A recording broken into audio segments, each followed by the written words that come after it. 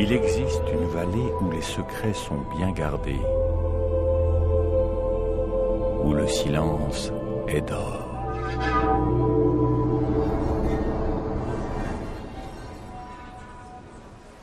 Une vallée où vivait une fée mystérieuse, au parfum enivrant.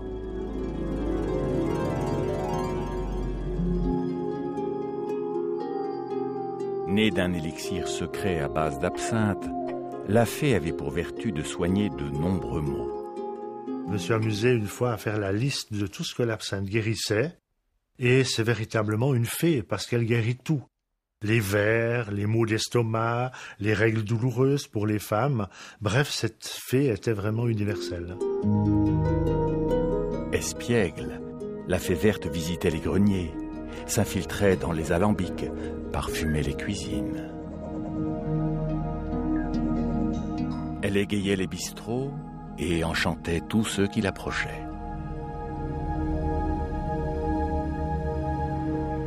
Mais un jour, en quête de nouvelles aventures, la fée quitta sa vallée pour parcourir le monde. Elle fit escale dans la ville des Lumières, où elle connut ses heures de gloire.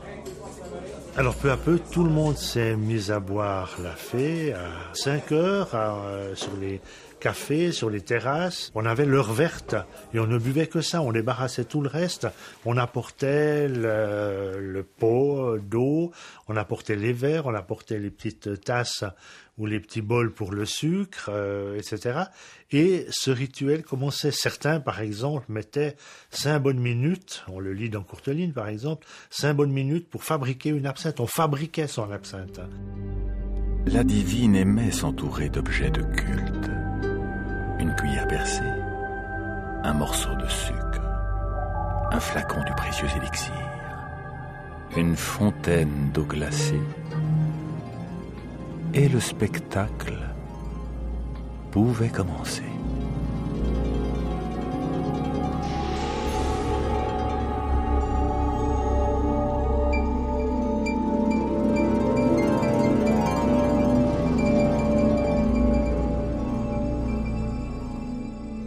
Il y a le miracle de la fée. Vous avez une boisson complètement transparente qui se trouble. Et lorsque le trouble est bien fait, on voit apparaître des cercles dans l'eau, on voit apparaître des ondes. Il se passe quelque chose comme si la fée cherchait à sortir du verre.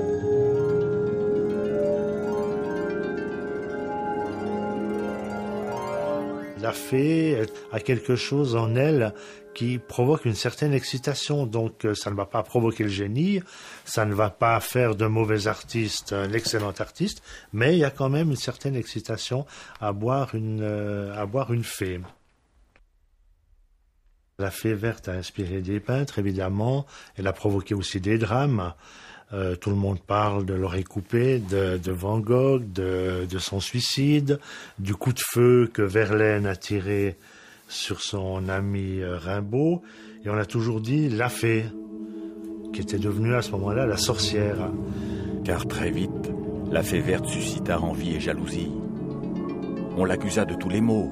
Elle provoquait des états seconds, déclenchait des hallucinations, incitait à la violence. Les femmes en perdaient leur vertu, les hommes leur raison.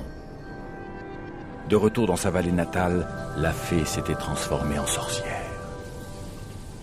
Il a fallu un certain nombre d'affaires pour qu'on se dise « Oui, mais cette fée verte est dangereuse, il faut la renvoyer dans ses bois, on ne doit plus la voir. » On est au tout début du XXe siècle. Un monsieur qui habite à Communy, qui est ouvrier agricole, rentre de son travail et comme sa femme lui pose quelques questions sur son entrée tardive, je ne sais pas, il sort son fusil, il la tue et comme les deux petites filles crient, il les tue également. Le lendemain, il ne se souvient plus de rien.